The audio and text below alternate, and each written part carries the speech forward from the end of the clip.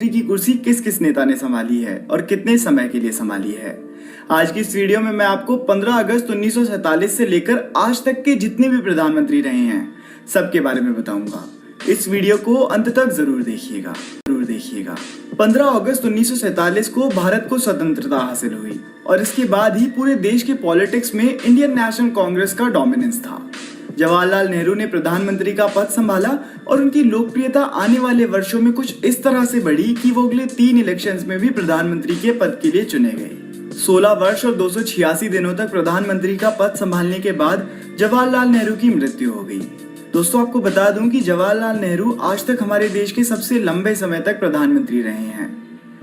नेहरू की मृत्यु के बाद 9 जून 1964 को लाल बहादुर शास्त्री प्रधानमंत्री बने और ये भी कांग्रेस पार्टी से ही थे। इन्हीं की गद्दी के नीचे 1965 की इंडो पाकिस्तान वॉर भी हुई थी। 11 जनवरी 1966 को लाल बहादुर शास्त्री की मृत्यु हो गई थी, जिसके बाद एक और बार प्रधानमंत्री की कुर्सी खाली हो गई थी। लाल बहादुर शास्त्री सिर्फ 1 वर्ष और 216 दिनों के लिए प्रधानमंत्री के पद पर रह सके थे। शास्त्री जी के बाद जवाहरलाल नेहरू की बेटी इंदिरा गांधी प्रधानमंत्री बनी। इंदिरा गांधी हमारे देश की पहली महिला प्रधानमंत्री रही। इंदिरा गांधी लगातार 3 चुनावों के लिए प्रधानमंत्री के तौर पर चुनी गई थी। 11 वर्ष और 59 दिनों तक इंदिरा गांधी पीएम बनी रही और इस समय पर देश में कई बड़े इवेंट्स हुए, जिनमें सबसे बड़ा इवेंट था 1971 में हुई इंडिया पाकिस्तान वॉर। इंदिरा गांधी के टर्म में ही भारत का पहला न्यूक्लियर टेस्ट पोखरण भी करवाया गया था। 1975 में देश की हालत कुछ इस तरह से बदली कि देश में इमरजेंसी जारी कर दी गई। ये दौर देश की जनता के लिए बहुत मुश्किल साबित हुआ था। 1977 में इमरजेंसी हटाई गई और फिर से इलेक्शंस कराए गए। इस बार देश की सभी बड़ी पार्टीज ने कांग्रेस को हटाने का जिम्मा उठा लिया था और वो इसमें सफल भी रही। इतने वर्षों तक चल रहे कांग्रेस राज के बाद पहली बार किसी और पार्टी के नेता प्रधानमंत्री बनने वाले थे। जनता पार्टी के मोरारजी देसाई को प्राइम मिनिस्टर बनाया गया। 24 मार्च 1977 को उन्होंने कुर्सी संभालनी शुरू करी और 2 वर्ष 126 दिनों के बाद ही इस्तीफा भी दे दिया। इस्तीफे का कारण यह था कि उनकी सरकार उस समय कई अलग अलग पार्टीज के संयोग से बनी थी और अब उन पार्टीज की विचारधारा आपस में टकराने लगी थी। इसीलिए कुछ समय के बाद पावर में रहना और सब कुछ मैनेज करना उनके, जो कि कांग्रेस से नहीं थे, पर फिर भी कांग्रेस ने उन्हें सपोर्ट करा और प्रधानमंत्री बनवाया। कांग्रेस ने जितनी तेजी से उन्हें अपने सपोर्ट से ऊपर चढ़ाया था, उतनी ही तेजी से नीचे भी उतार दिया, जिसके कारण चरण सिंह को भी इस्तीफा देना पड़ा। इसके बाद 1980 में फिर से मेजॉरिटी के साथ कांग्रेस सत्ता में लौटी और इंदिरा गांधी चौथी बार प्राइम मिनिस्टर बनी। करीब 4.5 सालों तक पीएम बने रहने के बाद 31 अक्टूबर 1984 को इंदिरा गांधी की हत्या कर दी गई। इंदिरा गांधी के बाद उनके बेटे राजीव गांधी को प्राइम मिनिस्टर बनाया गया। राजीव गांधी आज तक भारत के सबसे कम उम्र वाले प्रधानमंत्री रहे। इस समय पर वीपी सिंह, जो कि उस समय फाइनेंस मिनिस्टर हुआ करते थे, उन्हें कांग्रेस से निकाल दिया गया और फिर उन्होंने बाकी एंटी कांग्रेस पार्टीज के साथ मिलकर जनता दल बनाई। इस समय पर राजीव गांधी के ऊपर करप्शन चार्जेस भी उठ रहे थे, जिस वजह से लोगों ने राजीव गांधी में अपना कॉन्फिडेंस खो दिया था। 1989 में एक और बार इलेक्शंस हुए, जिसमें जनता दल ने भारतीय जनता पार्टी और कुछ और पार्टीज के साथ मिलकर सरकार बनाई, जिसके तहत वीपी सिंह को प्रधानमंत्री बनाया गया।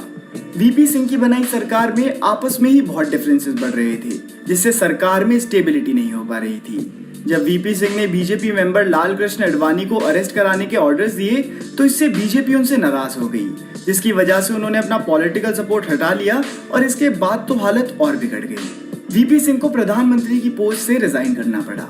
जिस तेजी से पार्टी नीचे जा रही थी, उसी तेजी से उस समय के होम मिनिस्टर चंद्रशेखर की बनाई समाजवादी जनता पार्टी ऊपर आ रही थी। उन्होंने 64 एमपीज के साथ मिलकर इस पार्टी को शुरू करा था। कांग्रेस के सपोर्ट के साथ समाजवादी जनता पार्टी सत्ता में आई और चंद्रशेखर को प्राइम मिनिस्टर बनाया गया। 1 साल से भी कम के समय में कांग्रेस ने अपना सपोर्ट हटा लिया, जिसकी वजह से ये पार्टी भी गिर गई।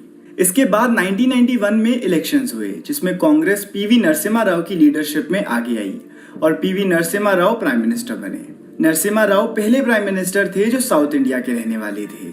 सोवियत यूनियन के खत्म होने के बाद इंडिया की इकोनॉमी की हालत बहुत खराब हो गई थी और इस समय इकोनॉमी में कुछ बड़े बदलाव करने की जरूरत थी। इस समय पर पीवी नरसिम्हा राव ने मनमोहन सिंह के साथ मिलकर कुछ बड़े डिसीजंस लिए, जिस वजह से हमारे देश की इकोनॉमी को बहुत फायदा हुआ। नरसिम्हा राव पहले प्राइम मिनिस्टर बने जो नेहरू गांधी फैमिली से नहीं थे, पर फिर भी पूरे 5 सालों का ऑफिस टर्म कंप्लीट करा। इसके बाद अगले 3 सालों में 4 बार प्रधानमंत्री बदले गए, जिसकी शुरुआत करी अटल बिहारी वाजपेयी ने, जो सिर्फ 16 दिनों तक पीएम रह सके। फिर एच.डी. देवे गौड़ा आए, जो 324 दिनों के लिए पीएम बने रहे, और फिर इंदर कुमार गुजराल, जिन्होंने 332 दिनों तक प्राइम मिनिस्टर की कुर्सी संभाली। और इसके बाद फिर से भारतीय जनता पार्टी की सरकार बनी और अटल बिहारी वाजपेयी प्रधानमंत्री बने। 1998 में बनी सरकार ने कुछ मुख्य कदम उठाए, जैसे उन्होंने पोखरण में 5 अंडरग्राउंड न्यूक्लियर एक्सप्लोजन्स कराए। ऐसा करने से यूएस जैसी वेस्टर्न कंट्रीज खुश नहीं थी और इसी वजह से इन्होंने इंडिया पर कुछ इकोनॉमिक सैंक्शंस लगाने की कोशिश करी।